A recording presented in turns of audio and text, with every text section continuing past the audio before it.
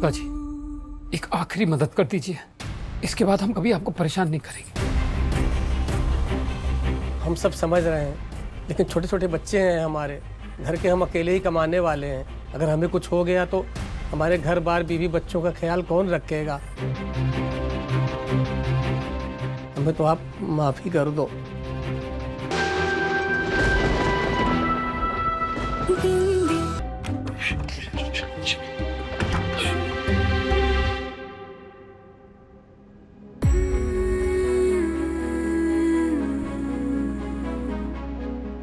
कौन हो तुम और इतनी रात को यहाँ कैसे आई हो?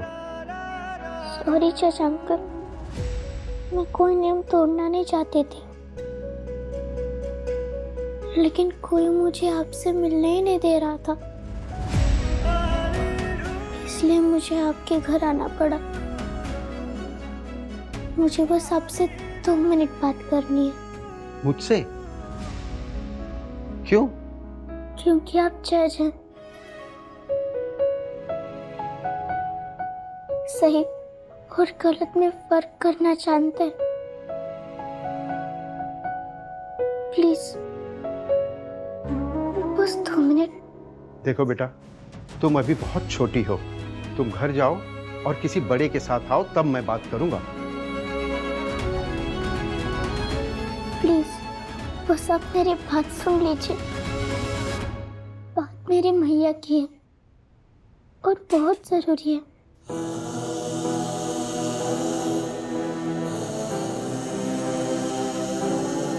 ठीक है, बोलो।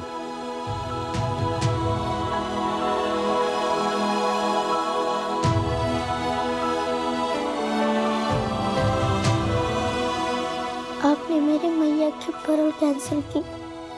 मेरी मैया काजल चतुर्वेदी, वो अपराधी नहीं है। मैं माननीय कोर्ट से दरख्वास्त करती हूँ, काजल के पैरोल को मंजूरी देने की कृपा करें। उन्होंने कुछ गलत नहीं किया। काजल चतुर्वेदी जो पैरोल पे थी और अब भाग गई है? भाग नहीं गई है, किसी ने उन्हें किडनैप किया है।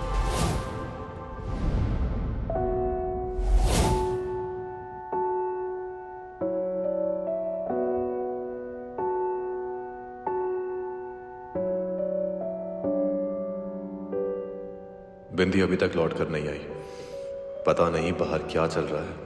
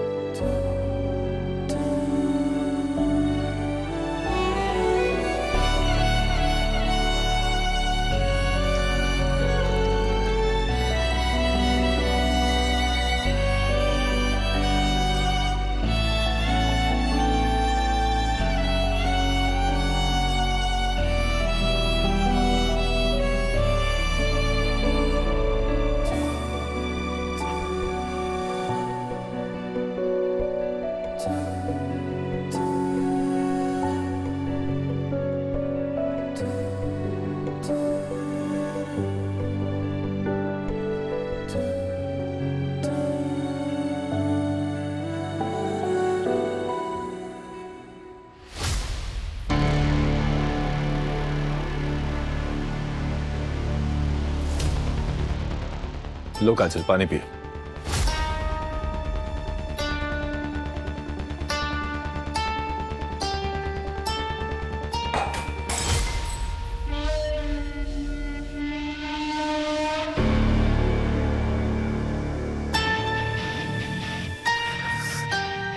बहुत नाटक हो गया काजल, बहुत नाटक हो गया, बंद करो इसे। मुझे मार डालने की धमकी देने के अलावा क्या कर सकते हो तुम?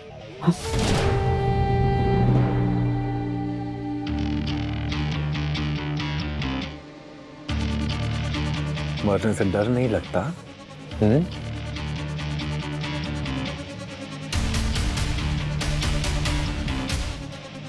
अपने लिए ना सही, शायद कोई और होगा जिसके लिए डर लगता हो। हटो मेरे सामने से।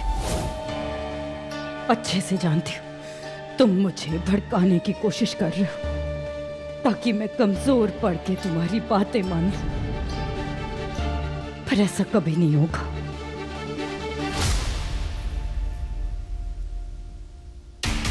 इतने दर्द में भी अकड़ कम नहीं हो रही है इसकी। न झुक रही है, न टूट रही है, और ना ही अपना मुंह खोल रही है।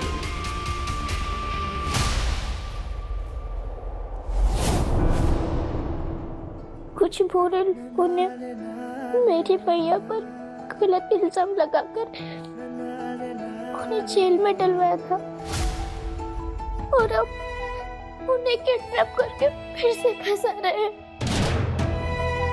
आप प्लीज मेरी मैया के पूर्ण कैंसर मत कीजिए, प्लीज। उन्हें ढूंढ कर लाने के लिए थोड़ा सा समय दे दीजिए। तुम्हें कैसे पता कि तुम्हारी मैया को किडनैप किया गया है और वो भागी नहीं है? क्योंकि वो जब गायब हुई तब हम गोलगप्पे खा रहे थे। मैं उन्हें ढूंढने भी गई थी और मेरे लंबे दोस्त को रास्ते में मेरी मैया की चूड़ी, झुमके और चप्पल ये सब गिरे हुए मिले। तुमने अपनी मैया को किडनैप होते हुए देखा था? तुम्हें जब ये सामान मिला उसके बाद तुमने अपनी मैया को कहीं देखा?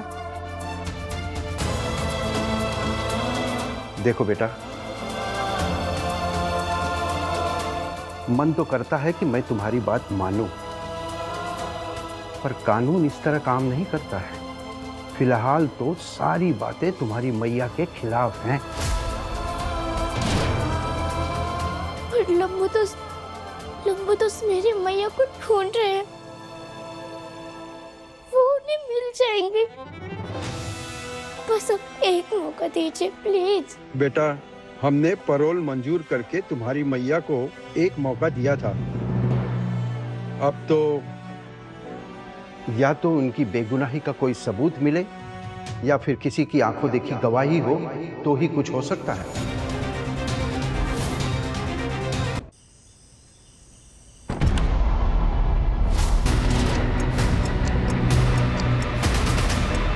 हमें जल्द से जल्द यहां से निकलना होगा।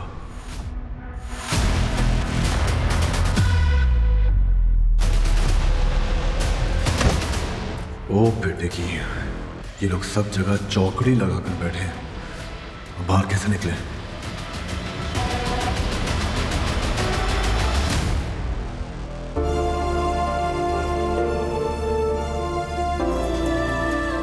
मैं हिम्मत नहीं हार सकती। मुझे यहाँ से बाहर निकलना होगा, खुद के लिए नहीं, अपनी बेटी के लिए।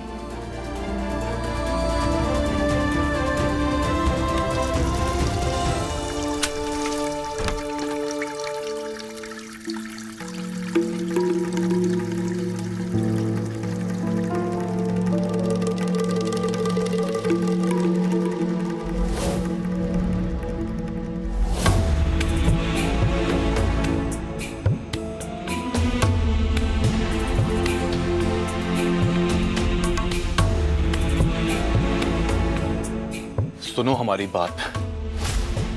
ये जो गुंडे हैं ना, ये चारों तरफ फैले हुए हैं। इस वक्त बाहर निकलने की कोशिश भी की तो बुरी तरह फंसेंगे। मैं फंस सकती, तुम क्यों फंसोगे?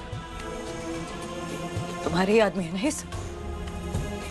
अच्छा होता अगर तुम नहीं आते तो मैं अभी तक यहाँ से बाहर भाग चुकी हूँ। अगर हम नहीं आते ना तो बाहर नहीं, स्वर्ग का रास्ता देख ली होती तुम। तुम यहाँ आए इसलिए ताकि मैं यहाँ से बाहर ना निकल पाऊं। अपने अलावा कभी किसी और के बारे में सोचा है तुमने? मतलब यार, बार-बार एक ही बात। हाँ, है मतलब ही हम आए हैं यहाँ अपने मतलब से। देखो, हम यहाँ इसलिए हैं क्योंकि तुम एक ही हो जो पुलिस से जाके कह सकती है कि हमने तुम्हारा अपहरण नहीं किया। अरे तुम्हारे भाई ने हमें तुम्हारे अपहरण के आरोप में अंदर करवा दिया था। मुझे चाहे दयानंद पाठक ने किडनैप किया हो या तुम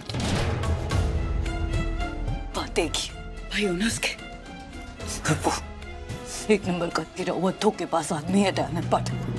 अच्छाई का मुखौटा पहन के कौन से गंदे इलीगल धंधे करता है सब पता है मुझे। खून है 1 नंबर का। मैं तुम्हें मना किया ना मैंने।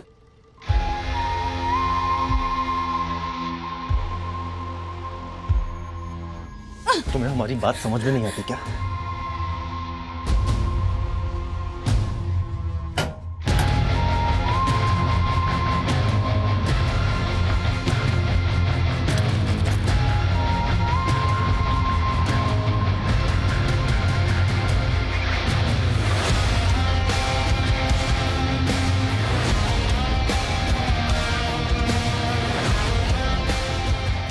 कितनी बार बोला है तुमसे कि भैया जी के खिलाफ एक शब्द नहीं, एक शब्द नहीं।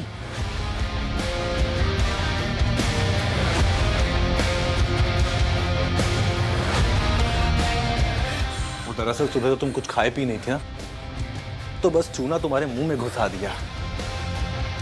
शरीर में थोड़ा कैल्शियम जाएगा ना तो शरीर फटाफट काम करेगा, फटाफट। फिर से खिलाएं क्या?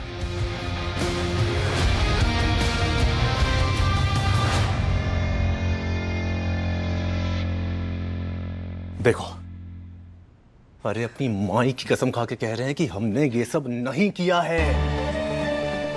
तुम्हें यहां पे लेके आने का ना हमारा कोई इरादा है, ना इरादा था, ना कोई शौक है, ना कोई फायदा है। अच्छा, तो तुम यहाँ क्यों आए मुझे ढूंढते ढूंढते? बोलो अविराज, चुप क्यों हो गए?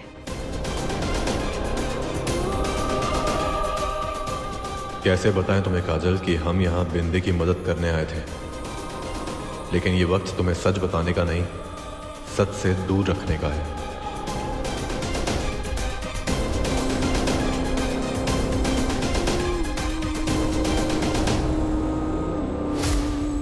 गुप्ता जी, एक आखिरी मदद कर दीजिए, इसके बाद हम कभी आपको परेशान नहीं करेंगे। हम सब समझ रहे हैं, लेकिन छोटे छोटे बच्चे हैं हमारे घर के, हम अकेले ही कमाने वाले हैं। अगर हमें कुछ हो गया तो हमारे घर बार बीवी बच्चों का ख्याल कौन रखेगा? हमें तो आप माफी कर दो। प्लीज गोलगप्पे वाले अंकल, बस आप ही हैं जो मेरी मैया की मदद कर सकते हैं। आप जानते हैं ना, मेरी मैया भागी नहीं है, बुरे लोगों ने उठाकर ले गए हैं।